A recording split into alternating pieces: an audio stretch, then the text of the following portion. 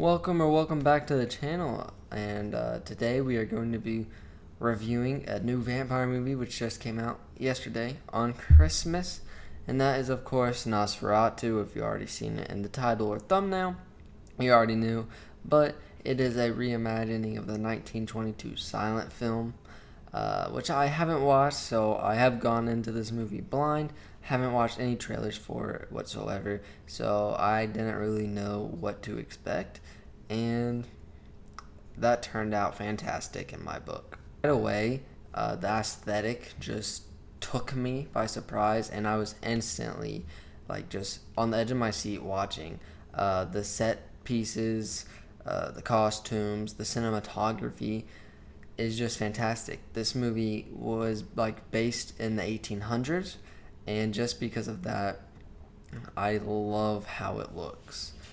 It's just very entertaining to me. I love timepieces that are in those times, and I feel like, especially in this movie, it adds to the darkness, as those were the dark time. The Black Plague was going on and stuff like that, which just adds to the airiness of this movie, which just is literally keeps it throughout. I'm not saying this movie's very scary, but it does give you a very airy, dreadful feeling of darkness with the shots they provide you and just the scenes that happen throughout. Honestly, made it so profound to me was the shots of the mountains at the beginning of the movie. Just took me in. The shot of the castle, or even the shot of the house where Count Orlok eventually presides. Everything just looked fantastic. It looked like it was in the 1800s and not really fake. And it's just crazy what we can do with our technology nowadays. Now, of course, one of the biggest things in a movie is how good the acting is. And let's just talk about Lily Rose Depp, or Johnny Depp's daughter, and what she did with her character, Ellen Hutter. And I would say she's the main character for sure, and she was the standout. I haven't seen her in much, and I would definitely say this helps her resume. I mean, the scenes where she's possessed is very eerie. Sometimes it can be funny, it can be strange, weird, but these are moments where I am paying attention to the screen and I literally just can't look away. I don't want to miss what is happening. And she goes balls for the walls on these scenes, and it works for this movie. Just giving you, like I said, a feeling of airiness. And that's what I kind of felt in most of the scenes. Even the ones that kind of had funny parts to it, I still felt about the scenes. If you know what I'm talking about, if you understand the feeling. And if you're watching this, I hope you already watched the movie, so you do understand me. Unless if you didn't like the movie, of course, because I am a pretty big fan. There is a possibility it could be in my top 10. I don't know for sure yet, but definitely a possibility. I honestly thought they were going to go too far with these scenes and them have no point. But the weird and strange scenes in this movie actually add to the plot. And I really enjoy that, because movies sometimes, I feel they like to add weird things just for the shock factor. And I feel this movie does not do that, and it does contribute to the plot in some way. And it just makes it very enjoyable. Enjoyable is not the right word. It makes it worth it to watch these scenes that you wouldn't normally want to watch. Another actor that I really just enjoy in this movie is Aaron Taylor Johnson, who played a dude named Frederick. This is the spelling. I don't know if I spelled that or said it right, but Harding. He's just a father in this movie who kind of just takes in Lily Rose Depp's character as Nicholas Hoult goes on this adventure. And what happens throughout, it just makes you feel bad for this guy. Honestly, the worst possible things could have happened to him. And he is one of the characters that has a full arc, I would say, throughout the movie. It's not a big one, but the acting also completes it. And I don't know why Aaron Taylor Johnson isn't in more movies or bigger movies. I feel his acting is just phenomenal, to be honest. Like in this movie, or Bullet Train.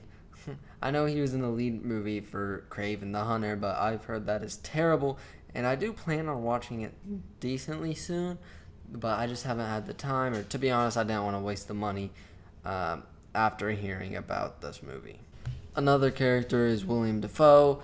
He was just a fun side character, a fun addition, just playing a mad doctor, which honestly seems like he's playing that character way more often now. But I enjoy it. It's fun. His character, his act, it's just fun. Makes the movie overall a little bit better. It's not a huge like importance, I would say, but yeah. I'm going to talk about something that I didn't think was really good, but honestly wasn't the best and could have been better throughout the movie. And I feel like that's Bill Skarsgård's Count Orlok. And I don't know, it might just be me watching this in theater, but when he spoke, I could not understand 25% of what he's saying. I understood most of it, but the tone he spoke in, yes, I get it, it's an old vampire. But I would have rather him just not talk English and have subtitles, because I couldn't really understand every single word that was coming out of his mouth. The reason this is mixed though is because I feel like if I watched this on my TV with subtitles and I understood what he was saying all the time, his portrayal would be so much better. Because I did think he was kind of like a creepy man, a creepy vampire. The way he looked was kind of cool. Kind of different though, honestly, not the way I would have picked out, but I didn't really hate it. Didn't really love it either, but scenes when he has the coat on, he looks very sick. But when he takes it off, I think that's when it kind of goes funny. When when he's in his coffin, it doesn't look funny per se, but it's just a different look of a vampire. And I mean, Robert Eggers is a great director for going this thing. I'm not a director yet for a reason. I have a lot to learn. So I'm not knocking it. I'm just saying it really isn't my vision. But the performance is good. It's just I wish I could hear better. And honestly, if I rewatch this on my TV when it comes out, I feel like this would literally be in the good tier. And me not being able to understand the man just really kind of knocked him down a little bit. But I mean, Bill Skarsgård is creepy, so I'm not taking that away from him. He's a good actor. He knows how to play these creepy alien villain guys, vampires, stuff like that. He's good at that. Playing monsters. There it is. He's good at playing monsters.